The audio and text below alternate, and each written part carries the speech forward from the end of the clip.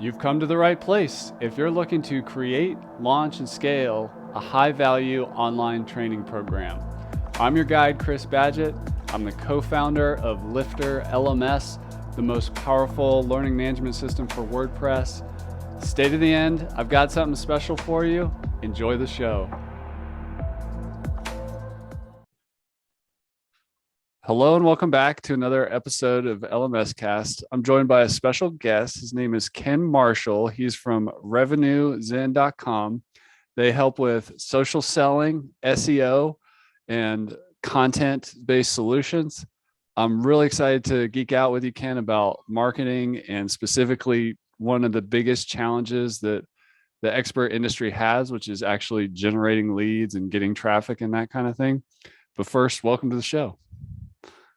Thanks a lot, man. It's really good to be here and yeah, get a little nerdy. So, all right, well, let's nerd out. What is demand generation as opposed to just, I need better marketing for my website? Like, what is demand gen? yeah, so I think marketers use a lot of jargon anyway, so I'll try to be really concise and simple. But I think about it as whether you're a blog or a business or the US government, there is a group of humans that need whatever you offer, or at least the type of thing that you offer. And their eyeballs, their attention can only go in so many places. Demand generation, as I define it, is for those target, customers, audience, however you define them. How can you capture their attention and funnel it to a place where you want them to be, where they're sort of in your ecosystem, either doing business with you or just being a part of whatever it is you want them to connect with. So, yeah. That's awesome. Tell us about RevenueZen, the company. Why did you start it? What does it do? So, funny enough, RevenueZen is the company that my company got acquired by in February of last year. I Okay. actually started Doorbell Digital Marketing, which was an SEO, like only B2B SEO firm. And it's because I loved inbound methodology. I think it's amazing and it's really fun. And so they were focused on like lead generation, LinkedIn social selling. And as time went on, he started, the founder, Alex, shout out to Alex, started seeing that organic, especially in B2B, was becoming more and more of the buyer's journey. Like we're talking 18 touches, but instead of being on the phone with a sales rep, 15 of those were them checking out your, Twitter and LinkedIn and, your about page on your website. So they started down the content path, but we realized that we could do a lot more damage together and help people a lot more. So yeah, it's been fun. And basically what we do now is we help really growth oriented. I mean, some people are, they want to do branding, they want a small lifestyle business, but companies that really want to, get some jet fuel going, we help them increase the quantity and quality of their pipeline using SEO, like you said, social selling, and content strategy. So that's what we're doing these days. What's social selling? Like, how's that different from just in general social media marketing? He's taking a sip. He's No, it's a getting ready good to go to town. it's a good question. And we've put out a lot of material on this. So I won't go into like the weeds. It's on our site for free. You can go read about it. But the difference in social selling and, perhaps being even an influencer or just twiddling your thumbs on social media, I'll put it in those three buckets. Both are fine. We're an agency. We exist to help people grow and make money. So if you want to be an influencer, that's awesome. Go get a brand sponsorship. You should say things that are, capture people's attention and, draw those eyeballs for that reason to go, pitch to the highest bidder. People that are twiddling their thumbs, posting about their cat, that's wonderful. People are going to like that. They're going to smile. You're going to get lots of likes and shares and comments. It's not going to make you a dime. In fact, we post like a couple times a week. The point is not to go viral. It's for our ideal client to see a post and be like, man, you got any more of that? And reach out to you. And then, so that's the difference. Social selling, it's a vehicle using different platforms. We're platform agnostic. We use LinkedIn, but we think anything can work. You can use Quora to social sell, but engaging a community who are filled with people that might be interested in doing business with you down the line once you build trust. So How much of social selling is like content and public comments versus like private messaging? Like, what are you seeing kind of working these days? Or if somebody's going to yeah, approach it, how should they do it? I think there's people out there that would say that it's 80-20 in favor of, spammy at scale cold outreach and LinkedIn InMail. Yeah. Good luck to you all. God bless you. But I would flip that on its head and say that if you're like us and you believe in inbound growing, but also being a better return on investment over time, which, go talk to Gartner about that, or HubSpot, then you would say it's mostly about the connections that you make, the comments that you make, the content that you make on your personal profile. And then when people give you sort of, permission-based marketing, shout out to Seth Godin, that's when you reach out or respond to their comments because they're reaching out to you to ask for your services. So you've already gotten permission. And I would say occasionally would be the best way to put it. We will just go forward and say, this person's been commenting a lot or kind of, creeping around on a lot of the posts, but they haven't made a move. Let's just say what's up, and start to get a conversation going. So I would put it at, 80-20, like everything else probably is the curve, but yeah.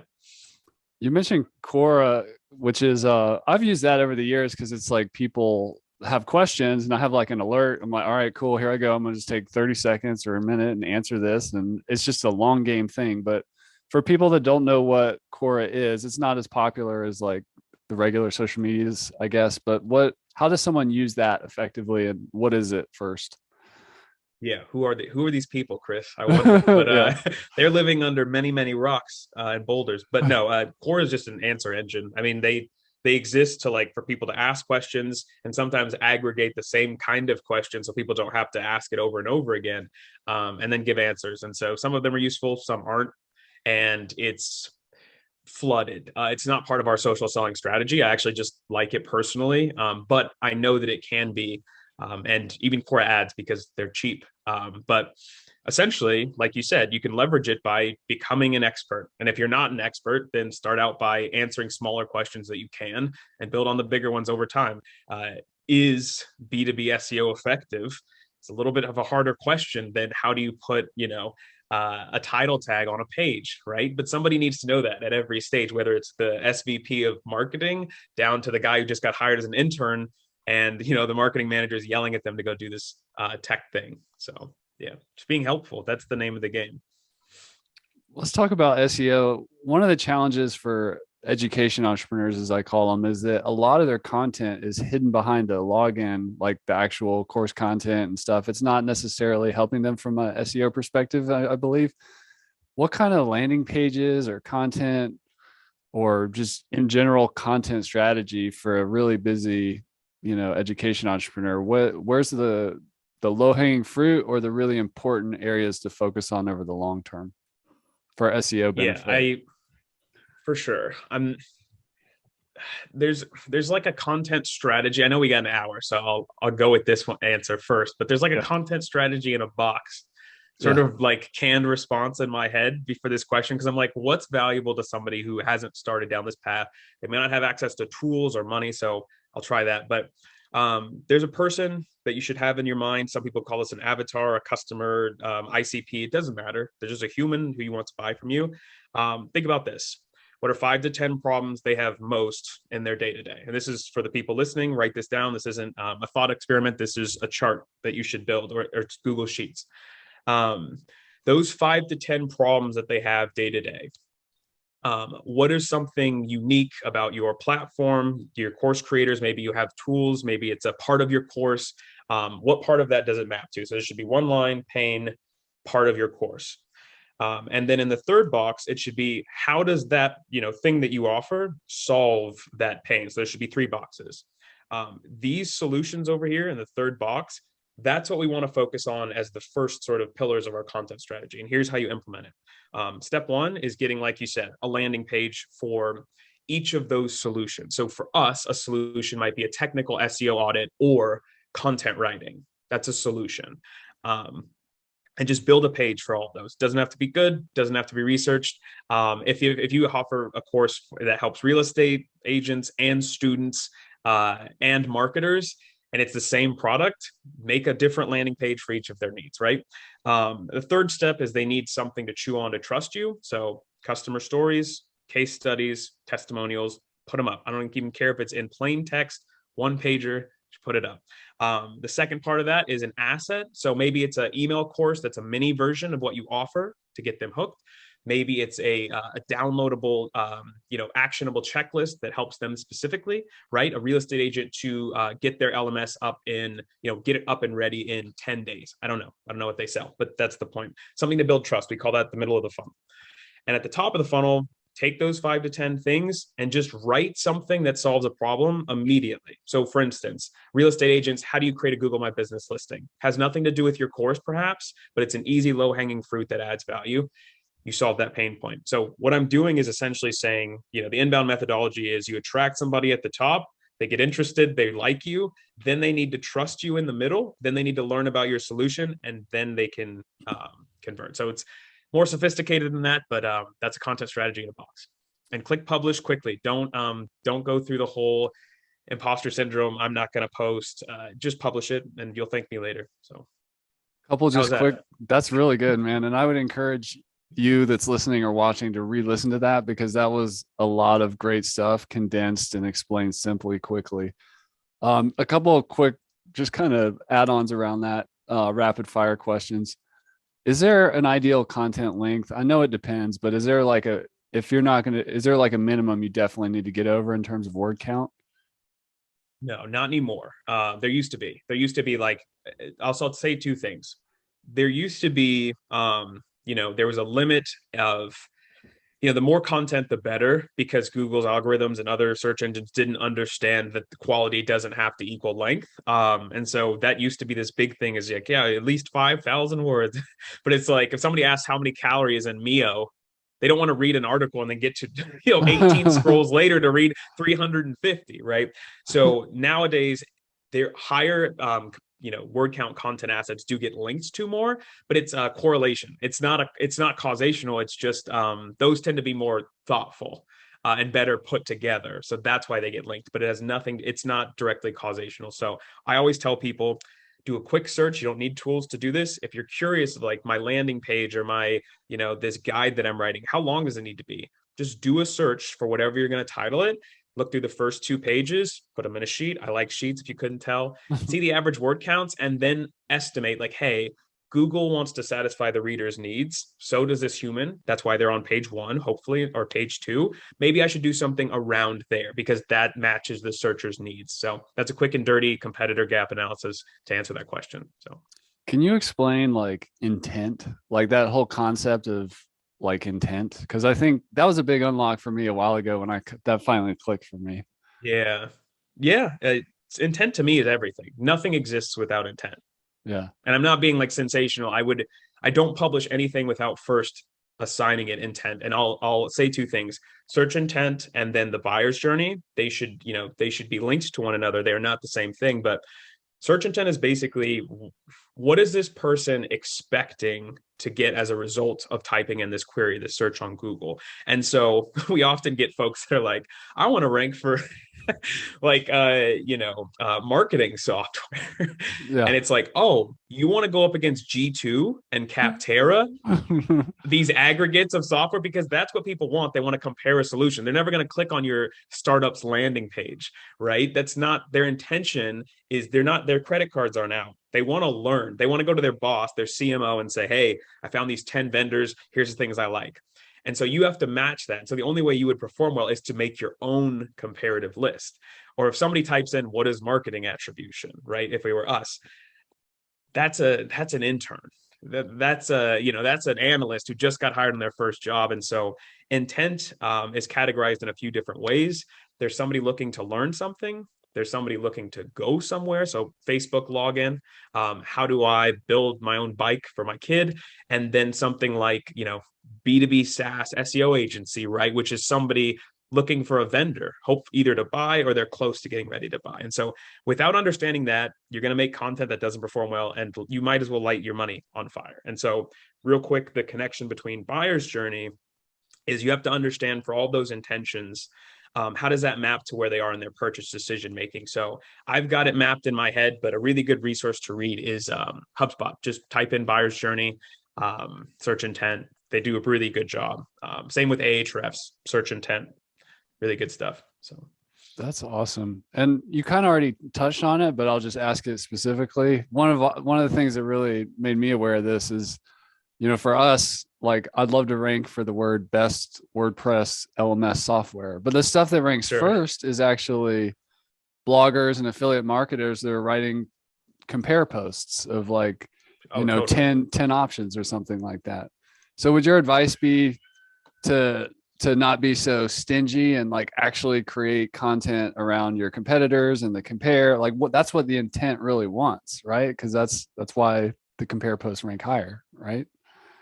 It's exactly right. And I mean, I would be willing to bet all of the money in my wife and I's savings that if you typed in best WordPress LMSs, that WP Beginner would be on the first page. It WP is. Beginner, that man is a Yeah. genius. I've never seen this. I've never done this. I just know Yeah. because of how they structure their strategy. I mean, it's a given that they're going to perform well. And so what you would want to do in that case is we always say the right to own. And I mean, we're building some really cool internal tools that can algorithmically determine this, but we teach our strategists how to make sure that the business, the website, the content is ready to rank for whatever target query we have. And it needs to give like an objective score. You can do this without scoring it, but you need to be smart. So for instance, if you're going up WP Beginner, who Yeah. has just tens of thousands of juicy backlinks from everybody you could ever want, and you're starting out, it's a waste of your time. So you might say, even without tools, what's just comb through their site. Maybe you typed in a keyword that was only mentioned once on a post that is completely different of a different topic. That's something you can start to then begin to focus. And if you can replicate that of the other top 10 results and you see, hey, they're only mentioning this briefly, instead of this big overarching topic, I'm going to niche down to this specific topic they only mentioned in one section. I'm going to flesh that out for my users. And if that goes crazy, now you can start leveraging your authority over time to get for the bigger things. But yeah, you really got to understand, like, do I have the right to own this? And that's how big is your domain? How long has your business been around? How comprehensive is that piece of content? Again, I'm trying to do this without any tools. There's way better ways to do this with data, Yeah. but yeah, that's how you can start out to make those decisions of, and the longer, the longer the query, the better for you. Now, anything past 5 words is probably a little ridiculous and too, like, you're getting into it doesn't have any volume territory. Although for B2B, we say go for it. If the intent matches, the data is not going to be there in the tools, so just go for it. But for you B2C folks out there, yeah, just think about it as 3, 4, 5 as far as long tail. So What advice do you have, best practices around images? Let's say we're creating some landing pages or blog content, like, how many, what other, how does SEO impacted by images? yeah, I would say, I mean, I'm not a I'm not a designer by trade. In fact, I'm very left-brained, quote unquote. Yeah. So I would say imagery and design works in so much as it helps engage your user. So user engagement metrics are a ranking factor. How long somebody spends on the page, how quickly they bounce after going into your site and going back out to the results. So what you want to do is not think about it as like, oh, I got to make sure my alt text is right. That's very like 2002 SEO. More so, we explain really complex things in infographics within the post, or we'll do a video that's like an overview or a quick, simple, like 2-minute explanation. You want to track like bounce rates, time of engagement, time on page load performance, that stuff to make the user's experience really dope. That's what you want to focus on, less than, I spent an hour hunting down the best free image on Unsplash. Not worth your time. I mean, maybe, but the things, again, I'm always focused towards like drawing in users and sales. You want to focus on those experience elements, I would say. So is that pretty much the same advice for video? Like if you're going to put a video in the content, like does the person stop scrolling? Do they stay there for a while? That's what really matters, right? I would say so. And I think actually the more video you can create is usually a good thing for most people. I know that it converts way higher than text or image on average if there's a page that contains that. And I do know that I guess just anecdotally, I enjoy like, say I'm on a page of I purchased a person's services a while back. There was like a coach and a program or whatever the heck. And it was his face, like right at the top of the landing page. First thing I clicked on. I was like, I like this face. I'm a human. Humans look at faces. You can check heat map data all day long. We like it, especially if you're good looking. but it made me sort of, even though he's a stranger, and I'm not going to buy it because of him, but it's like, of the two I was comparing, I got to hear this guy talk for a little bit, and I vibed a little bit. So I don't only think it's good from like from a data perspective, it converts better. I think humans more so these days want to connect with that kind of thing, and it's an easy way to connect with folks. Or if you've got an entertaining video for some reason, and it's even if it's not doesn't contain a face, I think it can be easier to digest passively than reading text, which attention spans aren't getting any longer, Chris. So Yeah. Let me ask you for some link advice. I'll share where I ended up. Like I kind of I just try to be generous with links. Like even if it's linking to competitors or whatever, I just assume that if I'm mentioning it and it's useful and I'm creating like a web of links, which is kind of what Google wants. I see some people get really stingy, like, oh no, there's no way I'm linking outside of my site, but that's a bad idea, right? Dude, I think that's just bad life advice. I mean, you Yeah. know, go, and for anybody out there that hasn't read about, read growth mindset versus fixed, like, not to get too woo woo, but that almost never seems to pay off. Like as a human being, I've never felt that's a good strategy. That's why we believe in inbound. We believe in giving things away for free all day long and not attributing it to anything sometimes, just hoping it'll do. And it does, by the way, but it's a long game. And so I would say if you, for some reason, are running a spammy, like black hat PBN network, then sure, you have to sculpt your, page rank accordingly. But for the rest of us who are building legitimate businesses and brands, yeah, be useful. Link out as much as you want. I link out to competitors even sometimes because they have better content. Like I just said, HubSpot and Ahrefs, we have those assets, but they're the OGs. So yeah, please, Tim, link out to us. You know what I mean? So I think that's an old, outdated concept, or just somebody who they aren't secure in who they are. I will say though that in terms of going to get, the kinds of backlinks, you do need to be more wise and deliberate about what you go out to generate. But as far as outbound linking, I say as long as it's useful and helpful and appropriate for the content, just do it. So. You mentioned getting backlinks. Um, I personally get a lot of like spammy backlink request emails every day. What's the proper way to, or what's a better way instead of just some mass outbound campaign where you're begging for links? What's the best way to kind of go beyond organic and try to influence and get a little more backlinks with intention?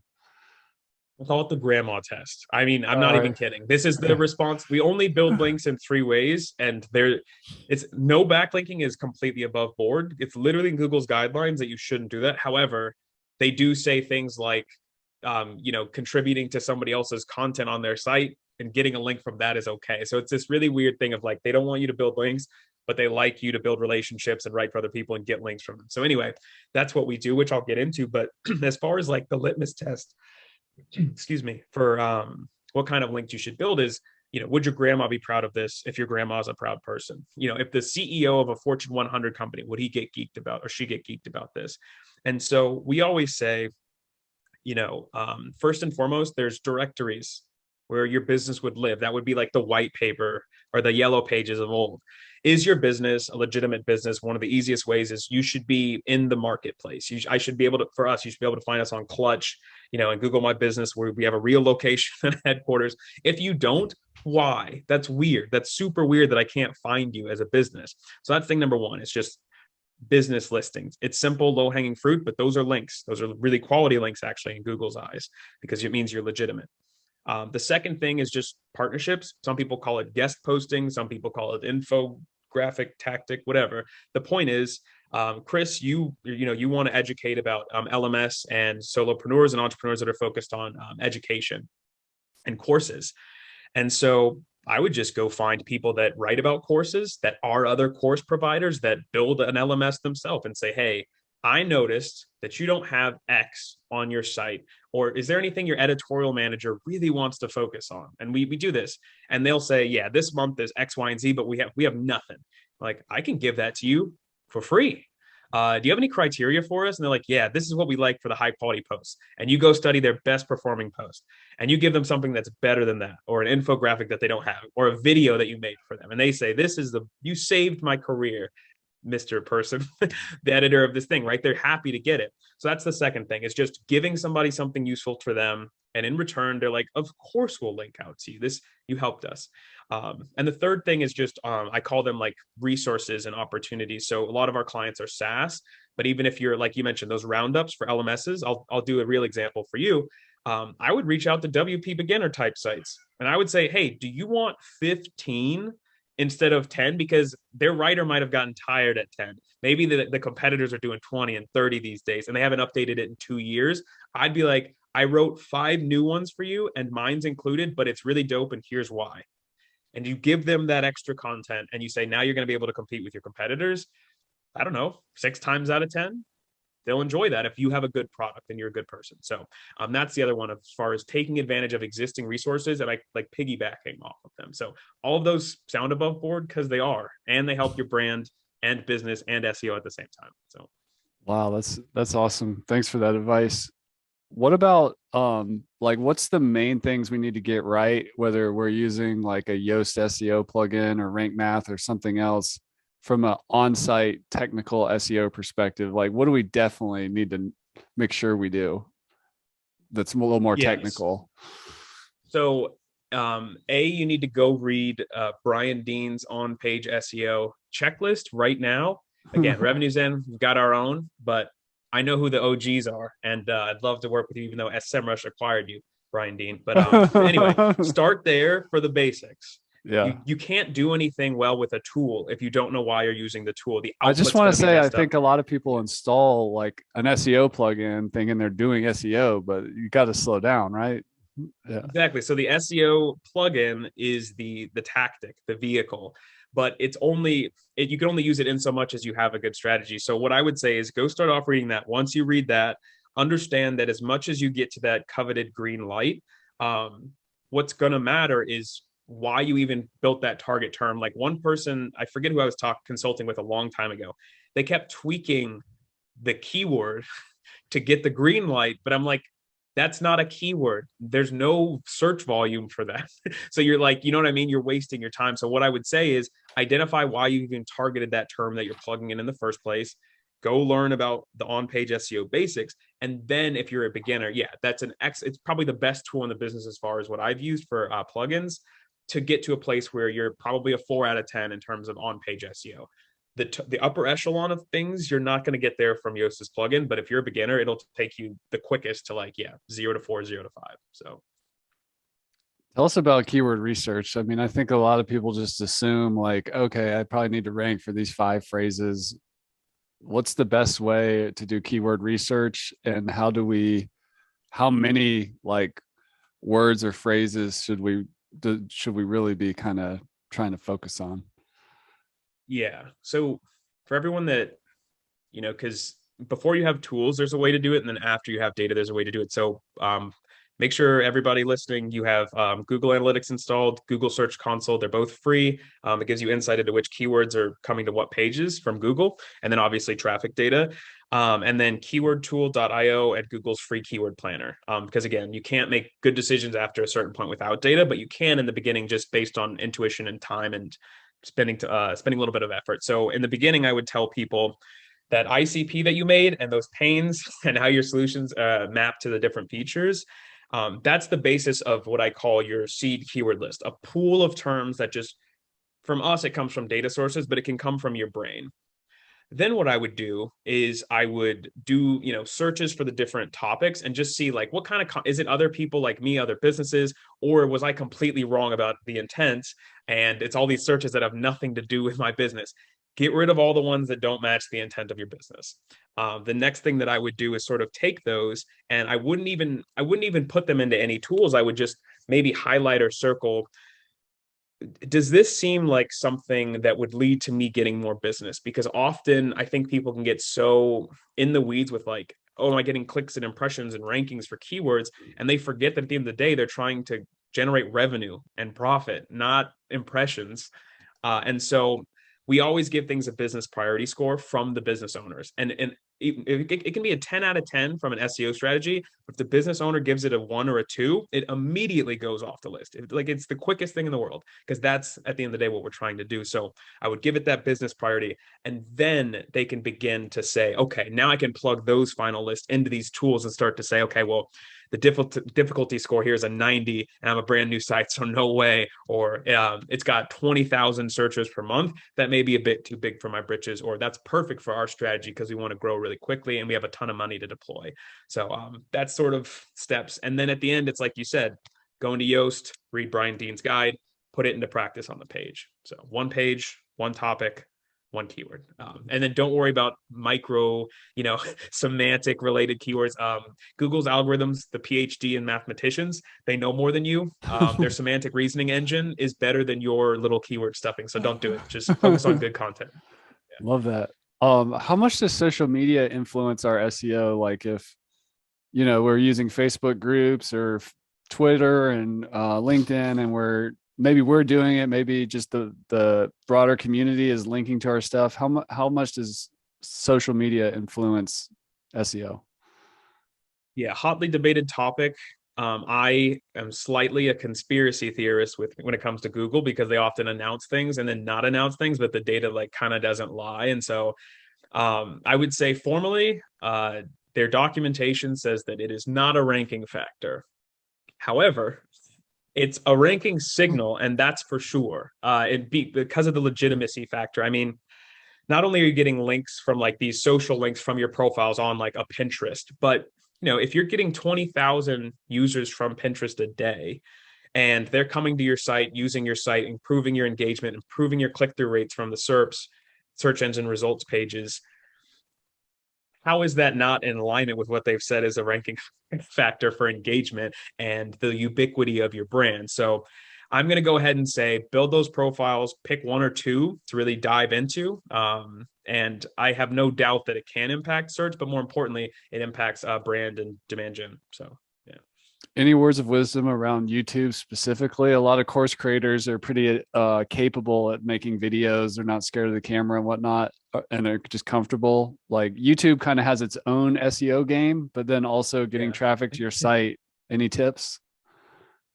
Yeah, I mean, for us, like we have videos, and by the way, I'm not a YouTube SEO expert. I don't claim to be, but we do have videos that we host on YouTube. Just like you said, it's a huge search engine. And so what I would say is some people like to host on other platforms. I think that's fine, but why not take advantage of your users already who are in Google's ecosystem? Google owns YouTube. And just see what that does and host your videos on YouTube. And so what I would say is same with on-page SEO. There's like basic things that I think people just don't want to do because they require effort. Just fill out everything. So step number one, fill out everything. Like make an actual description, put hyperlinks to different chapters. There's a great chapter feature on YouTube.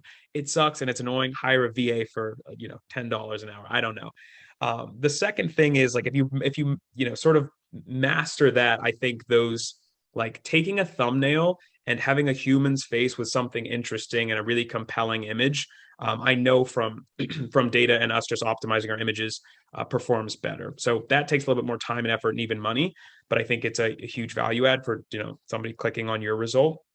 And then I would also say the next step of that is like anything else, then you can go through and do proper keyword research or compare competitor videos. But I think people want to jump to optimization when they don't have their fundamental strategy in place. And the best place to start is to publish it, fill out everything correctly, make it sound good, build good copy, talk to the person you're trying to get to watch it. And then you can start to mess with the creative and the strategy around keyword and competitor targeting. But don't break the order is what I would say to people who are just starting, because that's the most daunting part is like 0 to 1 and people always want to go 0 to 10. So that's awesome.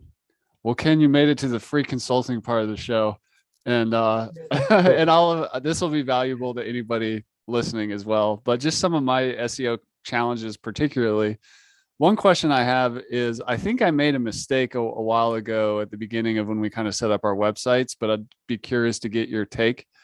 And that is, sure. We have a blog, we have a podcast. This is around episode 400. So we've been doing this for a long time. But I put the blog and the podcast on subdomains. Was that a mistake from an SEO perspective, or does it really not matter? I know this is debated. So what's your take? Yeah, I'll say this.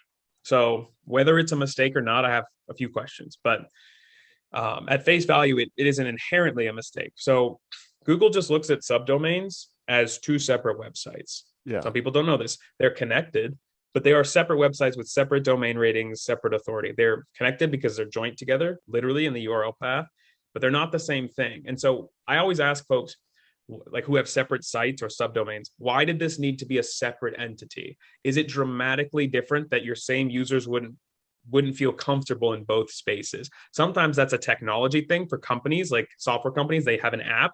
The app is very different from the marketing site. So it literally needs to be a different site or a subdomain usually. But what folks I don't think know you can do is install a different experience, like for a podcast, on a subdirectory, which connects to your main domain. And so it gets all of that wonderful authority. And if you transcribe your podcast or you do show notes, that's just more content, more fodder to feed the Google machine. And so I would say, first question, what was the decision to do that? Was it literally just to install the technology on the subdomain for the podcast? It was initially our thinking was just we do everything with WordPress. We sell our software with WordPress, podcast, blog, and everything. But we wanted to just not bog down our main e-commerce sales site. It's not a traditional app in the sense you're talking about. It's still a WordPress site, but we just didn't want to overwhelm our e-commerce site with too much stuff going on. Yeah. So if it's a performance related issue, then I would consider, if we were to go back and know what we know now, that the subfolder, the subdirectory, I think all those performance issues I think can be mitigated, right? So good hosting, good podcast hosting platform, and just embedding that. I mean, that those things are nuts these days. Yeah. There's technology that can, you can enqueue your scripts differently so they're not bogging down the user experience. If that's the primary concern, I would say that I would have given you the advice to do the subdirectory because, basically blog posts now, if you format them correctly, if you have show notes and outbound links and, biggest takeaways, those are miniature blog posts. And if you strategize for them correctly, it's just passing all that equity and authority onto your primary domain. And you can even optimize it. If somebody's looking for a marketing podcast or a real estate podcast, that in and of itself could drive traffic, like literally to your main podcast landing page. So that's the advice I would have given you if it's only performance related. I think we think we can get around that these days. So, yeah. That's cool. Another big challenge I have is really a challenge of WordPress itself, which is because it's so flexible and there's this whole ecosystem of plugins and themes and people build custom solutions. As much as we try to focus on like a customer avatar, ideal customer profile, people build like interesting things that they're outside of like our ideal customer profile. So a couple of examples of that would be, I've seen people build like virtual conferences on top of with our LMS, which is a little different from the traditional self-study online course type membership site. Or people will build like a Udemy clone, so more of like a course marketplace. It's like a niche use case, and our as that one as an example, like our video on YouTube for that just took off because people want to build Udemy with WordPress for like way less than Udemy paid. So totally. But so like some of our best content is just some of our best performing content is like these edge cases or use cases that just come from the creativity of WordPress and the people that are making their own solutions. How do we think about that in our SEO mix? And it almost feels like there's infinite content we could create, but what would be your advice in this situation?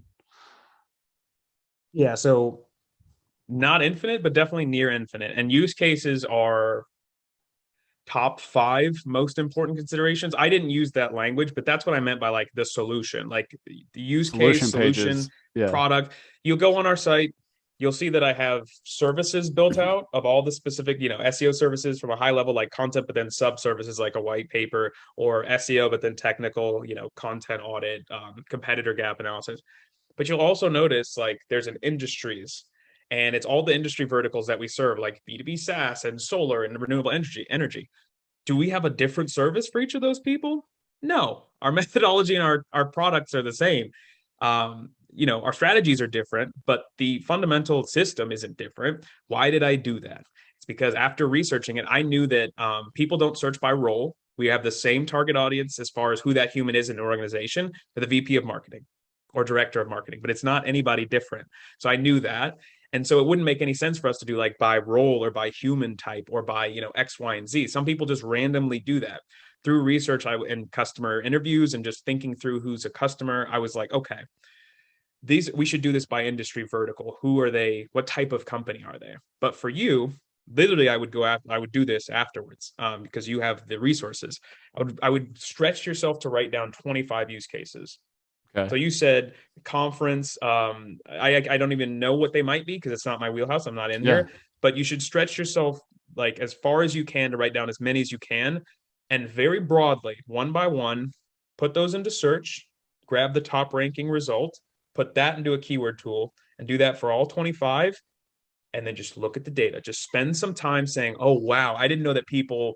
Who are farmers are using this to aggregate their conferences for their average.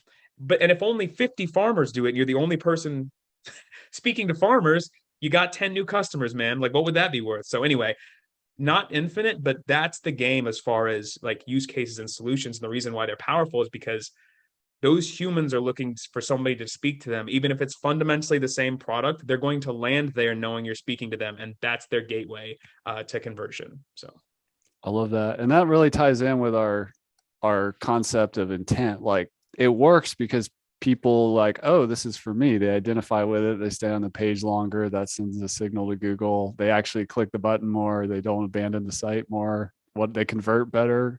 Um, yeah, I man. love that idea. Yeah, What that's the game. It's truly like, yeah. uh what do we call um I guess it is use case. Well, let me back up and say, like in software, I've studied a lot of software sites like you, and there's often a there's like two vectors. There's like this is for I'll say like we're for experts, businesses, and schools, and then within those there's like lots of sub use cases.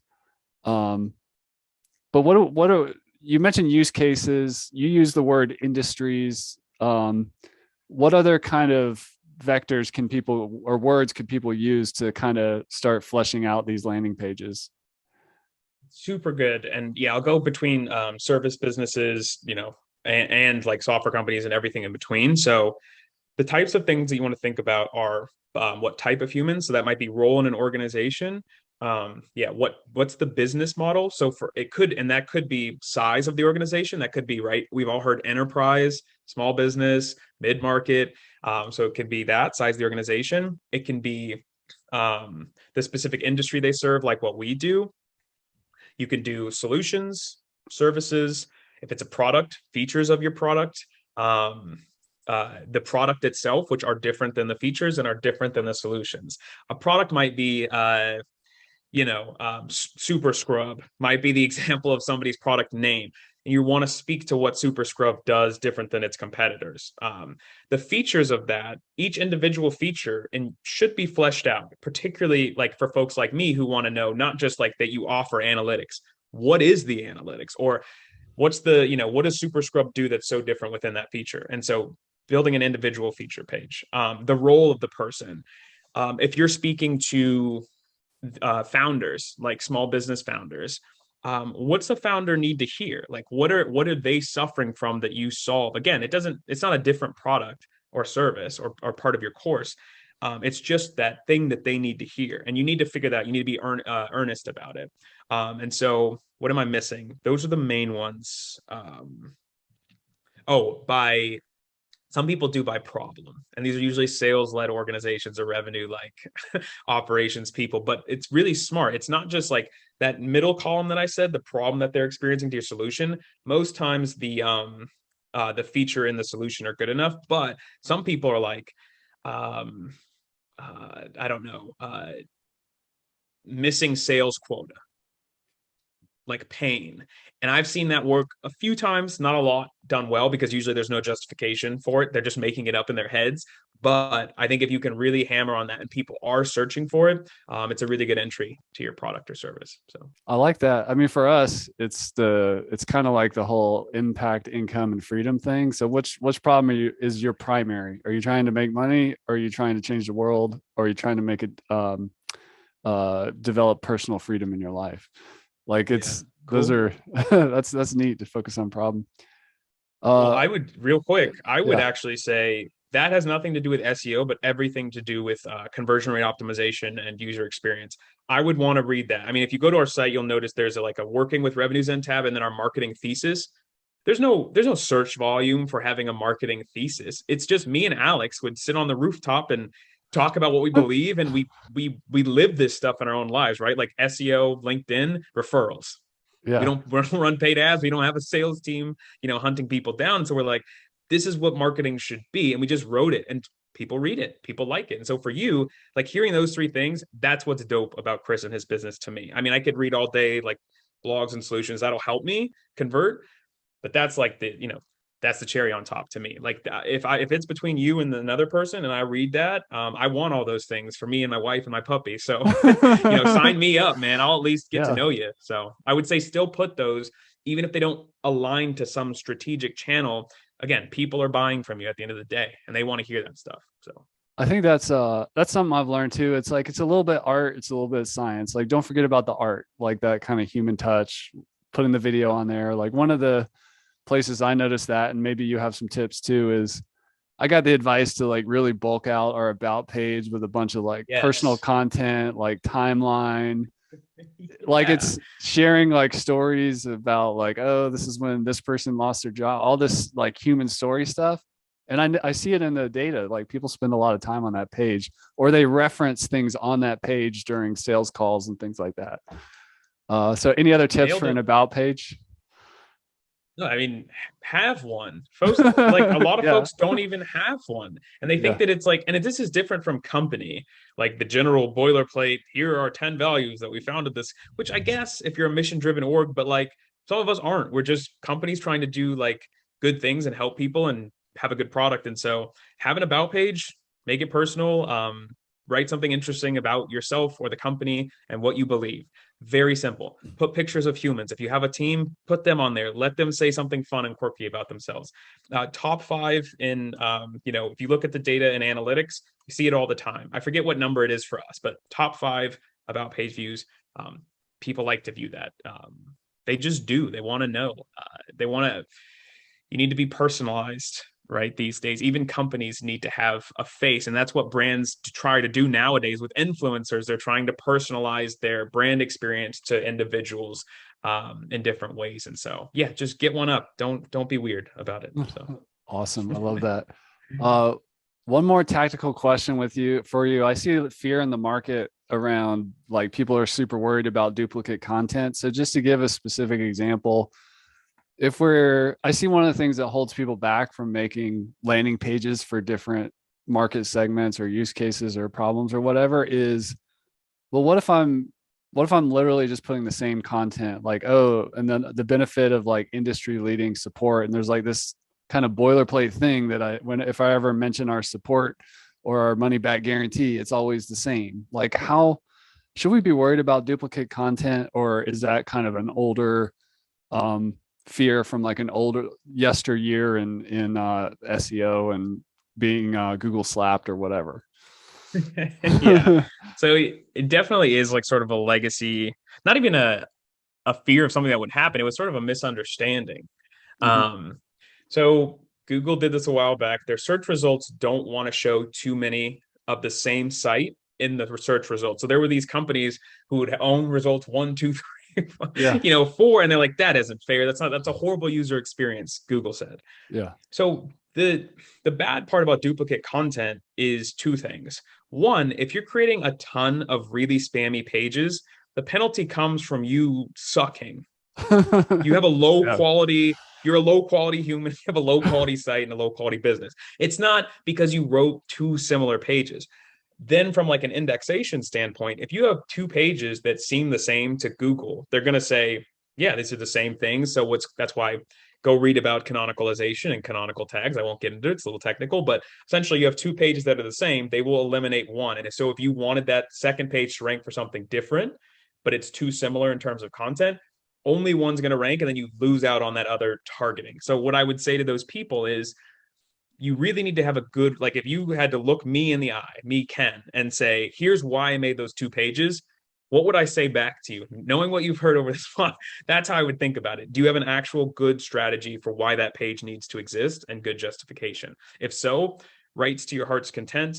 Don't just copy and paste boilerplate, because that isn't a good reason. It's a terrible reason. That's just you being lazy. So, but you can repeat elements. Obviously, that's not bad if your software, you need to mention the features that are going to match to this user's needs. Maybe there's only 4 features here and the same 4 referenced on this other page for this different person, but they've got, 3 others that they need specifically. You don't need to change the language of those features.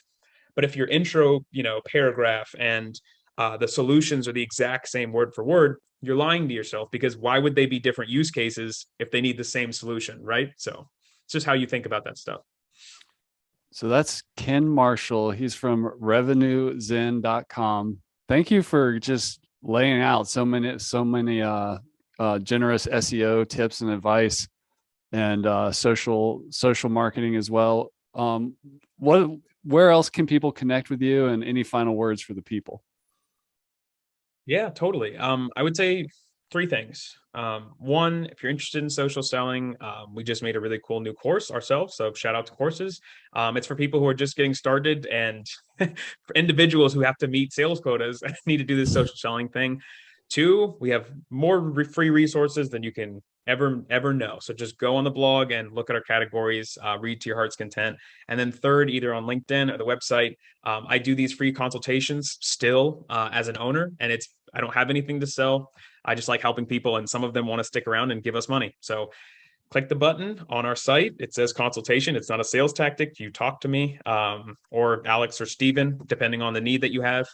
And we have a good time. And if it makes sense, then we pitch you something. And if not, you get a free document to go implement stuff on your site. So it's a win-win. Awesome. So go check out RevenueZen.com. Ken, thanks so much. We really appreciate it. Yeah, man. Cheers. And that's a wrap for this episode of LMS Cast. Did you enjoy that episode? Tell your friends and be sure to subscribe so you don't miss the next episode.